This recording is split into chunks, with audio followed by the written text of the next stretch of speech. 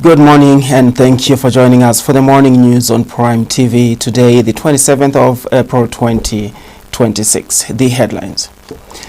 Police in Chadiza District, Eastern Province have launched a manhunt for a suspected sexual offender for allegedly defiling 3 young girls, one after the other.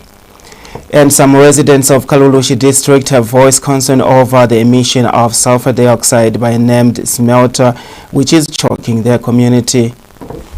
And now the news in detail with me, Tommy Samuel Tembo.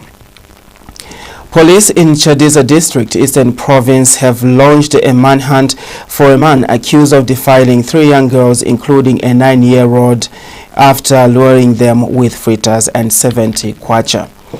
Eastern Province Police Commanding Officer Robertson Mwemba has confirmed the incident, which occurred in March 2026 but only reported on Saturday, April 25, 2026 at Chadiza Police Station. Mr. Mwemba says the matter came to light after the stepmother of the 9-year-old victim noticed the child having difficulty in walking and upon checking her up observed some whitish discharge on her genitals before taking the girl to the clinic. He says the 3 girls were defiled after they went to watch a Gulewam Kulu dance in Kamala compound when the suspect took advantage of the young girls after they became thirsty and left to look for water. Mr. Mwemba has narrated that on their way back, they met Peter Mwale, who dragged them to an unfinished building where he had carnal knowledge of them one after another. The police commanding officer has stated that the suspect allegedly used protection during the act and later gave each of the girls fritters and 70 kwacha before letting them go. He says the children did not report the matter to the parents until the 9-year-old's condition was noticed by her stepmother. Mr. Mwemba says a police medical report form was issued to the victim to seek medical attention. Some residents of Kalulushi District in the Copperbelt Province have expressed concern over sulfur dioxide emissions from a named smelter, which they say is choking their community, especially children. The residents, who spoke on condition of anonymity and declined to be put on camera, complained that the emissions usually begin around 10 hours and continue until 17 hours and at times continue through the night. They say the situation has made life uncomfortable.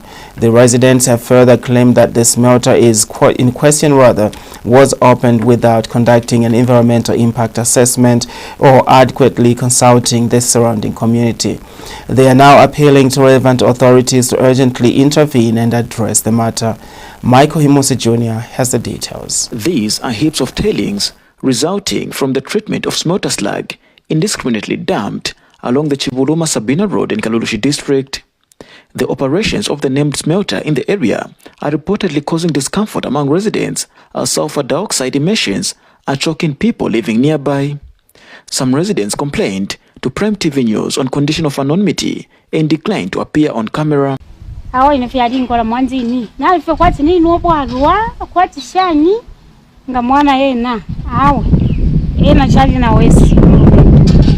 as I was coughing coming down here, that's when I reached, and my young sis was like, there was something that passed which was coming from the mines. It's really affected us a lot. All we did was we all entered the house, just locked ourselves in the house because it was too much, the hair was too much.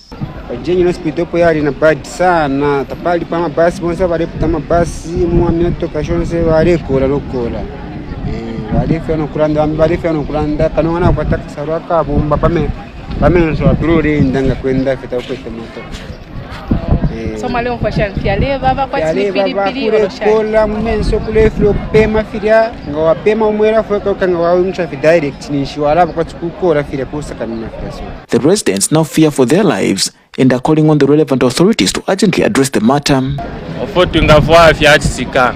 I think abakuntanisha balolokesha pafyama ya pollution batandalira kala company bakatandalira bakasambirisha bwino fyo kaidi bakasambisha bwino fyo bafuire kubomba ne milimo shabo palya kaidi abantu kuli abali palaminako olofuchikwana na kambi akaisuka ngatule akitoro dipadeni side para pena palina kambi semu problem na pena fima ya pollution fyo so ofyo wenga twafurisha kofi bafuire babatandalira babefubafuira okuwa mifumu papya baisho bintu bisunga bino bwino.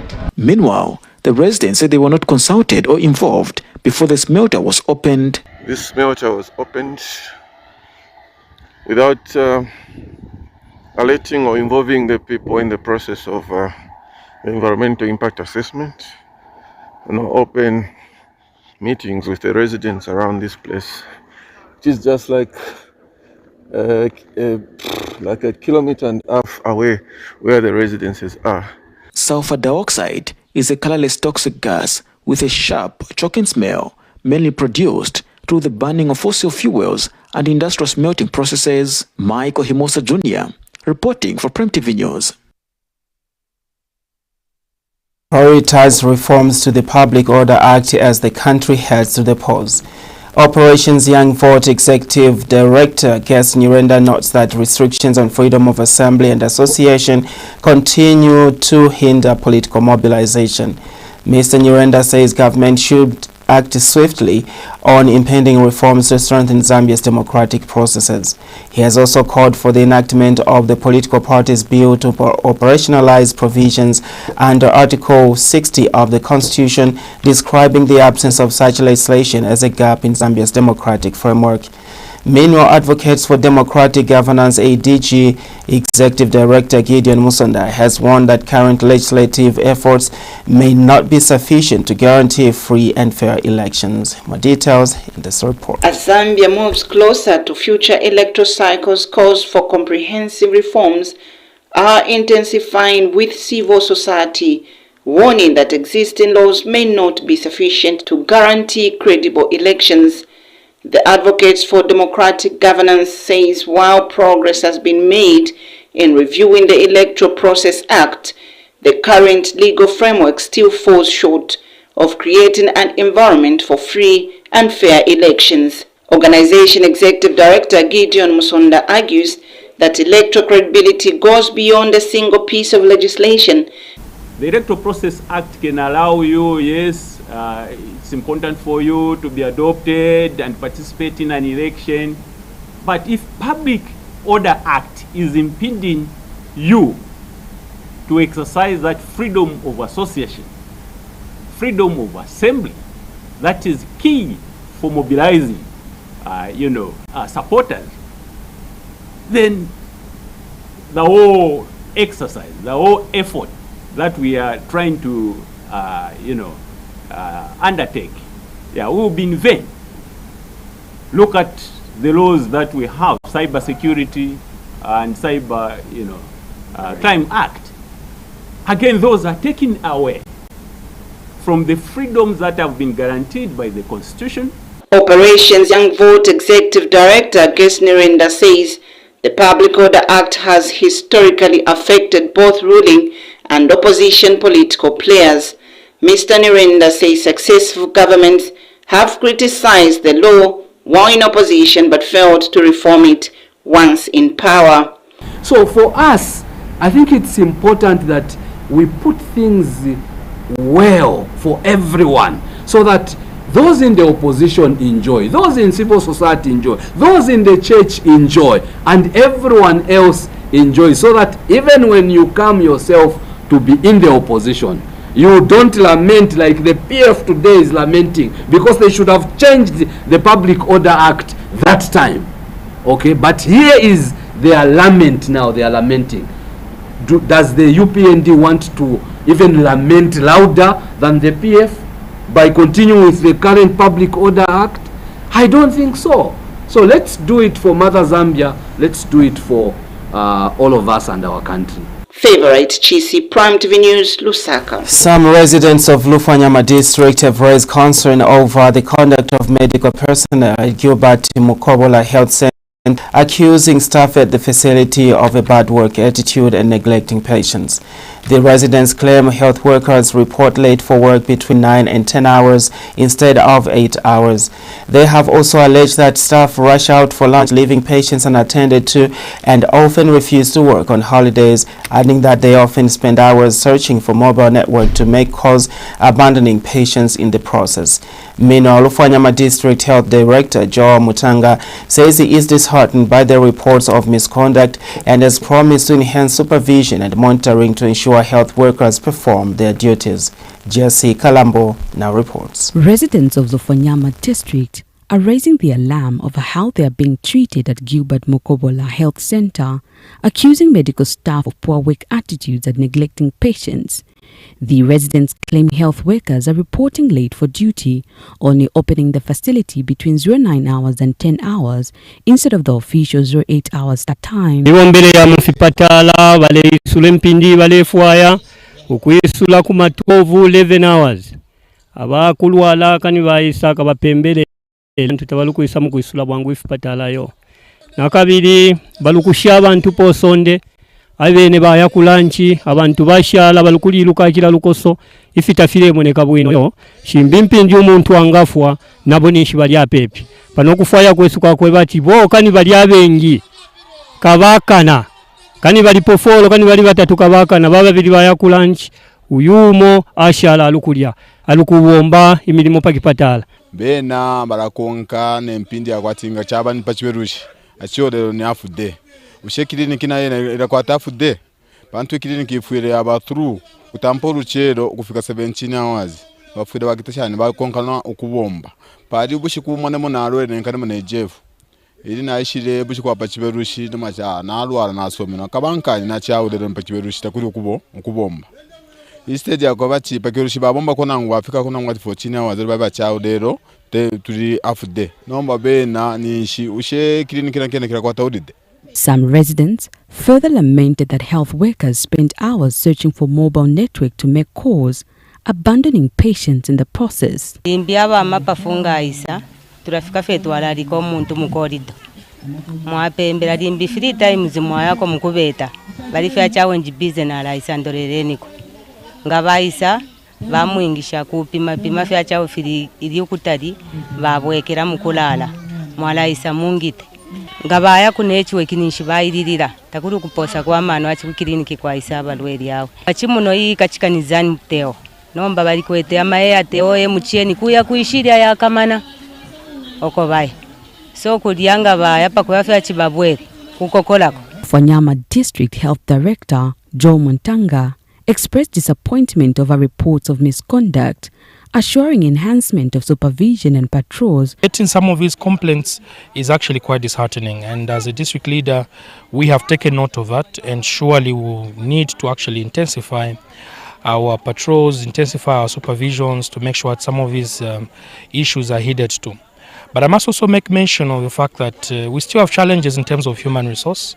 Some of these facilities are only manned by one personnel. For example, we only find one nurse working at a facility. So this poses a huge challenge. Jesse Kalambo, Prime Television News in Lufanyama District. President Hakainde Hichilema yesterday joined fellow regional leader at Lunzizini Stadium in Mbabane, Eswatini for the official celebration of King Mswati III's 40th anniversary on the throne and 80th birthday. President Hichilema, who arrived at King Mswati III International Airport at 0940 hours, was received by Eswatini Deputy Prime Minister Thulisile Dladla. The president later toured the newly constructed modern international conference center, and our reporter Derek Chitiamba is in Eswatini and forwarding the following report.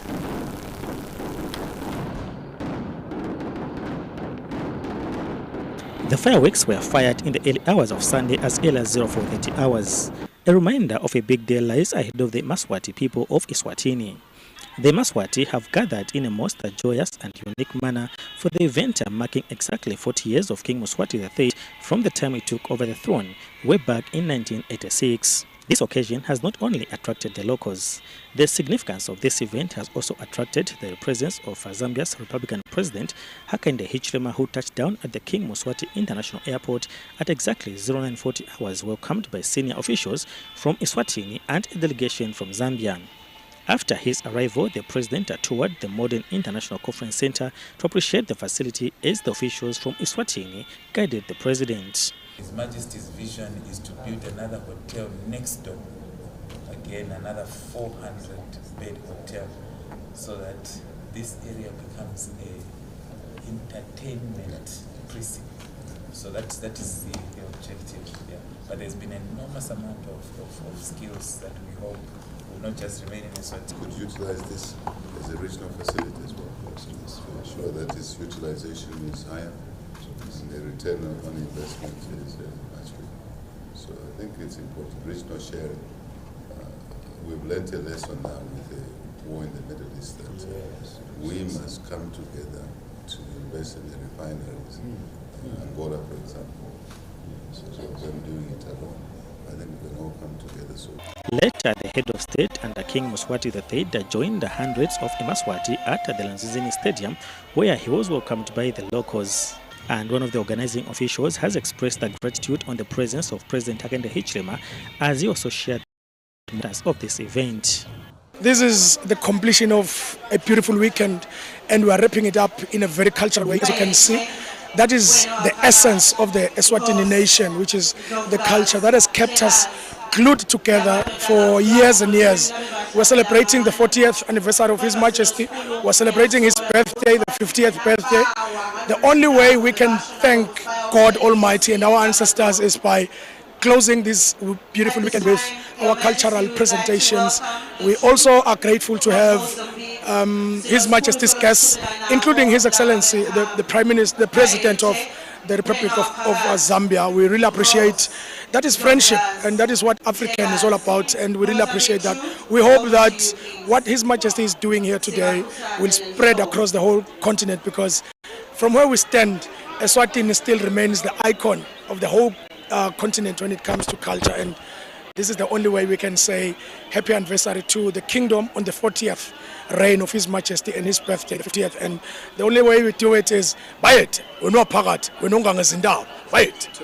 The event was characterized with different performances from different performing groupings. Reporting for Prime TV News, Derek Chitiamba in Eswatini. And that item has brought us to the end of the morning news on Prime TV. But before we go, we look at the headlines again. Police in Chadiza district in Eastern Province have launched a manhunt for a suspected sexual offender for allegedly defiling 3 young girls, one after the other. And finally, some residents of Kalulushi district on the Copper Belt province have voiced concern over the emission of sulfur dioxide by a named smelter, which is choking their community. Do join us for more news on this channel at 11:30 a.m. when we bring to you the mid-morning news. On behalf of the entire news crew, my name is Tommy Samuel Tembo. Have a productive week ahead of you.